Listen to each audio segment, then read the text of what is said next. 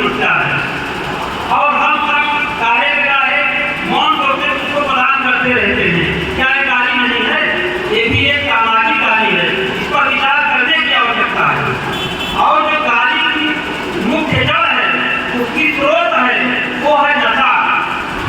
जब कोई नशे में होता है, शराब पीता है, वो किसी प्रकार का नशा करता है, उसके मुंह से अपशब्द निकलते हैं, उसके मुंह से निकला हुआ अपशब्द की जड़ जो है नशा है। हमको जड़ को समाप्त करने की आवश्यकता है, उस विरोधी को समाप्त करने की आवश्यकता है। अभी हमारे इसी बात को कह रहे थे कि भीड़ के लिए बात कर रहे थे। मैं कहना चाहता हूँ कि 100 लोग मिल करके ये 10 लोगों को सुधार सकें, एक बहुत बड़ी क्रांति होती है। समाज से 10 लोग ऐसा भटक जाते हैं तो ना जाने कितने लाखों लोगों को परेशान और अपमानित करने का काम करते हैं।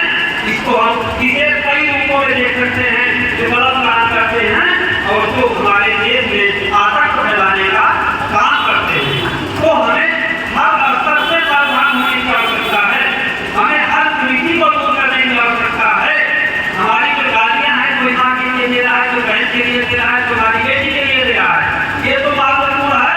लेकिन जो हमारे हिंदू धर्म के लिए सनातन से वो गाली देने का काम कर रहे हैं, चाहे जिस बात विद्या की धरते हो, उनको हम माफ नहीं कर सकते। तो ऐसे लोगों पर निगाह रखी जाए जो हमारे हिंदू धर्म को कमजोर करने का काम करते हैं, उसको गाली देने का काम करते हैं। विभिन्न लोगों के लिए हमको माफ करने की आवश्यकता है और निश्चित रूप से हम साथ बैठेंगे, एक साथ बैठ कर बात करेंगे, तो बहुत सारी चीजें निकलकर सामने आती हैं।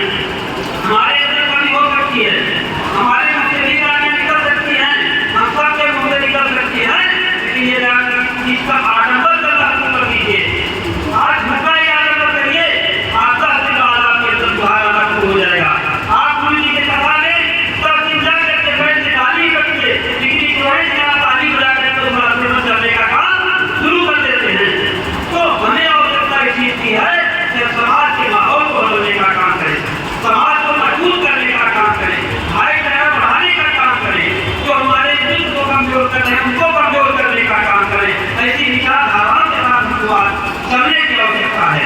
हमारे भाई विनोद पांडे ये पिता जी यहाँ बैठे हैं, उनको मैं प्रणाम करता हूँ, माता की बेटी उनको प्रणाम करता हूँ। ऐसे माता पिता जो ऐसे पुत्र को जन्म देते हैं, सदा बुलाते हैं, वो निश्चित रूप से सराहनीय है, वंदनीय है, पूजनीय है। और जो भी इस संस्था से जुड़ करके काम कर रहे हैं, लोगों के बीच जा रहे हैं, वो निश्चित रूप से सराहनीय है। और मैं भी